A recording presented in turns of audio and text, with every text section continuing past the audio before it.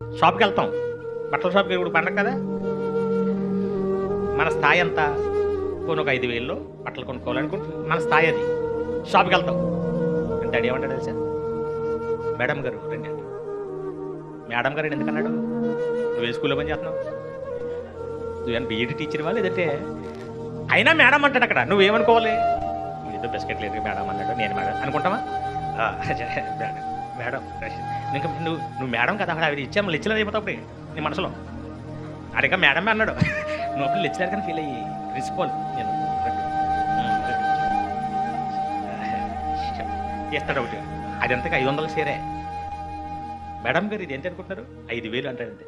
నువ్వు మరి మేడం అన్నాడు కదా, ఆ పిచ్చి నీళ్ళు ఉండిపోయి ఇప్పుడు నువ్వు ఎలా ఫీల్ అవుతావు, ఇంకా 5,000 10,000 ఏమి లేదా,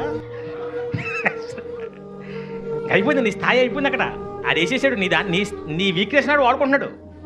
మేడం గారు కూల్ డ్రింక్ పెట్టరు అంటాడు, అంతే.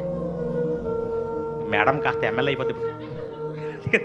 మగవాళ్ళని అయితే సార్ సార్ సార్ రండి కూర్చోండి సార్, సంపత్రావు వెళ్ళంటే సార్ సార్ అని అనుకుంటే ఏమనుకుంటాడు, ఊరికే నేను సార్ అండి ఏదో పని చేసుకునేవాడిని, ఏదన్నా మంచి బట్టలు అంటాడా, సార్ మేసాల సార్ సార్ సార్ అయిపోయింది అప్పుడే. మేడం గారు రాలేదండి అంటాడు, మళ్ళీ ఒకరే వచ్చారు మేడం గారిని తీసుకురాలేదా. ఇవన్నీ ఏంటనుకుంటున్నారు, బిస్కెట్లు. ఎందుకు బిస్కెట్లు, ఈ వీక్నెస్ మనకుంది కాబట్టి.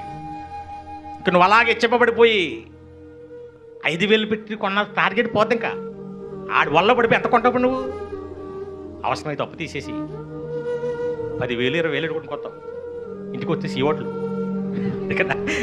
ఆ తర్వాత దాన్ని చూసి మనం ఏడుతుంటాం, ఇలా పడిపోయింది ఎందుకు అలా పొంగిపోతుంటాం, ఎందుకు అలాగని తగ్గించుకోవటం మనకి ఇష్టం ఉండదు, మనం పెంచుకోవటమే తప్ప.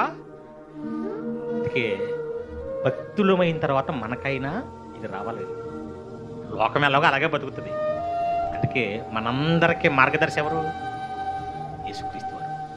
ఆయన పరలోకం వెళ్ళడానికి ముఖ్యమైన కారణం ఏంటో తెలుసా, ఈరోజు కోట్ల మంది ఆయన వెంబడించడానికి, అంత పేరు ఆయనకి రావడానికి కారణం ఏంటి,